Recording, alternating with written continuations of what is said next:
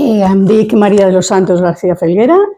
i treballo amb coses de fotografia, sobretot de fotografia del segle XIX. Especialment m'interessen les primeres fotografies, les més antigues, els daguerrotips, i també el treball fet per les dones des dels inicis fins al 1936-39. Avui hem vingut a l'Arxiu Nacional per veure directament els dos únics daguerrotips que coneixem de Pierre Sardin, un daguerrotipista, un dels primers, Pedro Sardín, que va treballar primer a Barcelona i després va treballar a molts altres llocs, sobretot a Cadis. Aquests dos daguerrotips ja feia temps que jo volia veure'ls directament i avui he tingut l'oportunitat i va ser una grandíssima sorpresa perquè no són com els daguerrotips que trobem actualment, sinó que tenen una mena de marc litografiat molt interessant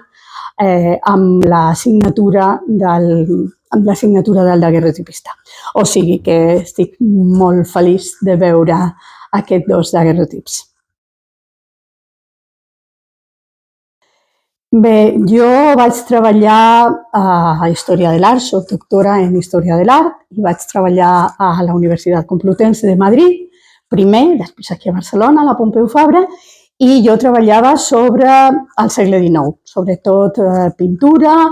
i també a la recepció de les obres d'art dels segles XVI i XVII al segle XIX. És a dir, que vaig treballar sempre amb imatges i amb moltes imatges del XIX.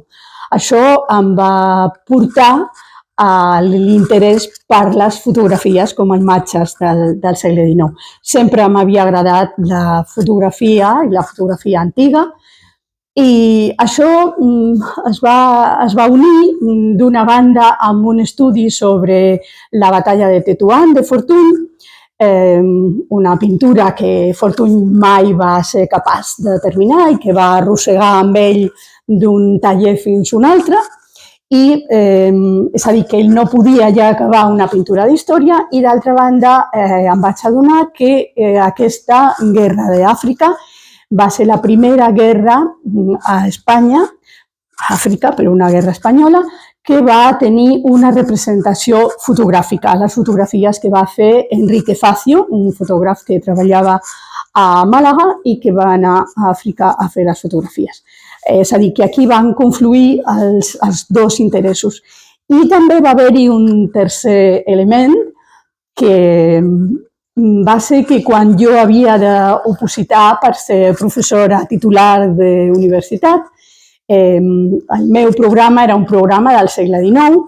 i jo vaig pensar,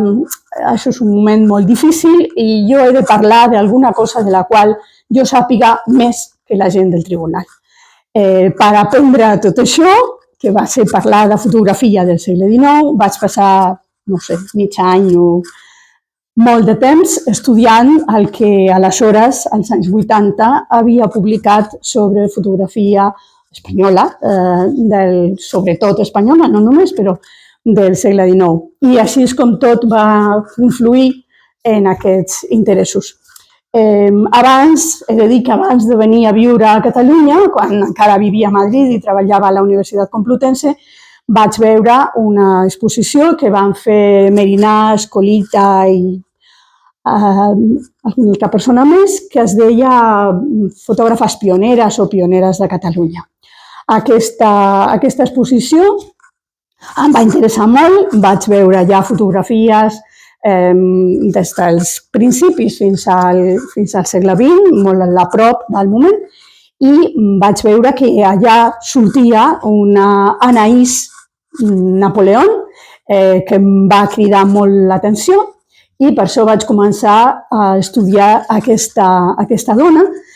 Insisteixo, quan encara treballava a Madrid i aprofitava les vacances allà o la Setmana Santa o el que fos per venir aquí als arxius ja a buscar informacions sobre aquesta dona.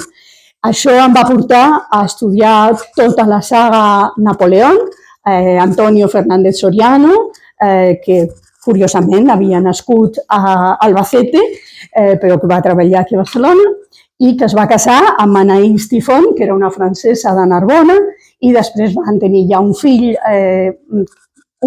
primer Emilio, i després d'altres que van continuar treballant amb la saga més important de fotògrafs a Barcelona des de meitat del segle XIX fins a la meitat del segle XX. I així vaig començar amb les coses de Catalunya.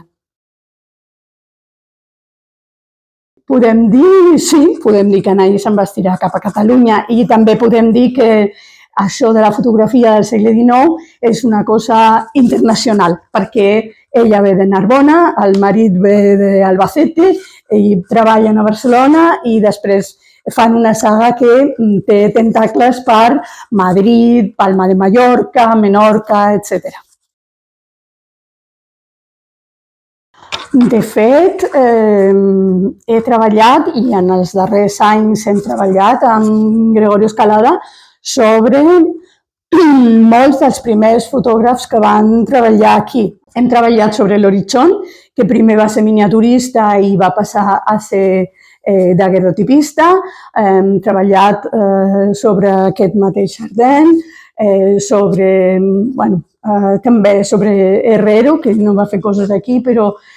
sobre Belvedere, sobre Frank ha treballat més Núria Rius que jo, també sobre alguns aficionats que van fer daguerrotips, com els Blanchard, que treballaven allà com a aficionats a Sant Joan de les Abadesses, i sobre la senyora Fritz, que és un dels temes dels quals estic més orgullosa, perquè a partir d'una notícia d'un diari que diu una señora de nación francesa está haciendo una copia, el daguerrotipo, de un retrato de Isabel II que ha hecho Spalter. Això és una notícia que va publicar el Diario de Barcelona, i a partir d'aquesta notícia vaig anar estirant fils, fins fa un parell d'anys que ja tot va encaixar. Aquesta és una dona que va néixer a França, que es va casar amb un suís i que va deixar el seu propi nom, els cognoms. Ella es deia Marie-Agnès Anastasie Clemendot, però es va casar amb un suís que es deia Fritz Strassler, i va treballar una miqueta a França, però sobretot va treballar viatjant per Espanya des del 43 fins al 45, 1843-1845, com a Madame Fritz, senyora Fritz, agafant una part del nom del marit que es deia Friedrich Strassler. Això amb els anuncis de diari, amb la documentació de premsa, amb la documentació d'arxius també, i amb la participació de Jean Martí, que va trobar a l'arxiu administratiu de Barcelona un permís que ella va demanar, on signava com a viuda Bev Strassler, estirant tots aquests fils. Finalment, ja sabem quan va néixer, on va viure, a què es va dedicar. Va tenir una botiga de cintes a París, i una filla seva va tenir una escola de nenes a Madrid on ensenyava francès, i una filla seva que treballava també a l'escola es va casar amb una mena de diplomàtic industrial anglès que treballava a les Illes Filipines, i ella mateixa va anar a les Illes Filipines i després va tornar i va morir a França. O sigui que és una recerca que ens va portar una mica gairebé per tot el món, i que demostra, com demostra també la fotografia dels daguerrotips de Sardin, que aquesta gent era gent molt versàtil, molt, no sé com es diu en català, xapalante, capaç de canviar d'ofici quan era necessari, com el mateix Chardin, que va ser primer argenter, després va ser daguerrotipista, i després va tornar a ser argenter, va fer una urna preciosa a Cádiz, i finalment va terminar treballant a una fàbrica d'ampolles de vidre al Puerto de Santa Maria per vendre vins en una d'aquestes empreses. O sigui que em sembla que són una gent interessantíssima, una gent de la qual cada dia descobrim coses noves i una gent de la qual encara es poden descobrir moltíssimes més coses i jo espero també que moltíssimes més peces. La presència d'elles treballant, sí, és elevada. És a dir, va haver-hi dones que contra allò que podem pensar en principi, qui va pensar que una dona francesa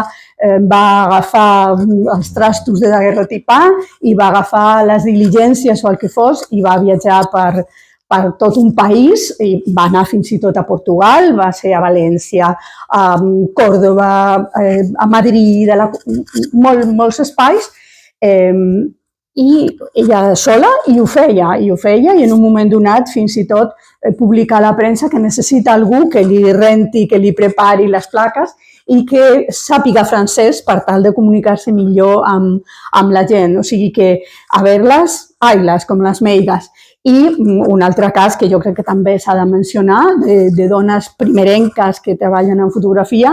tot i que encara no hem vist cap obra seva, és la d'una altra francesa, Madame Senges, que va venir a Espanya com a aeronauta, és a dir, fent pujades a un globus, normalment a les places de toros, i ho va fer a diferents llocs, a La Corunya, per exemple, ho va fer a Càdiz, i malauradament va perdre el globus i es va quedar sense manera de viure. Aquesta dona també va treballar durant un any més o menys com a daguerrotipista. Sembla ser que no se'n va sortir gaire bé i va haver de fer aquest altre ofici i va acabar a Barcelona amb una botiga a prop de la Rambla també. Anaïs Napoleón, no sabem ben bé quina feina feia a l'empresa, però tenia un paper important perquè les primeres etiquetes posen Anaïs i Fernando, és a dir, que allà hi apareixen tots dos, ella i ell. I sempre va posar diners, va ser part de totes les empreses que munten ells dos i després ells dos amb el fill, i als testaments es veu. És a dir, que dones hi havia amb el mateix Chardin. A Madrid s'anuncia també Madame Valperi, una altra francesa, que en algun moment treballa amb ell. És a dir, que hi eren. El que cal ara és que això es pugui veure a les publicacions, als museus i als arxius. I jo crec que aquesta és una feina que s'està fent mica a mica. N'hi ha treballs molt importants com el de Stéphanie Onfray sobre les fotògrafes que ja fan targetes de visita als anys 50, 60, i jo penso que d'aquí a molt poc temps això creixerà exponencialment.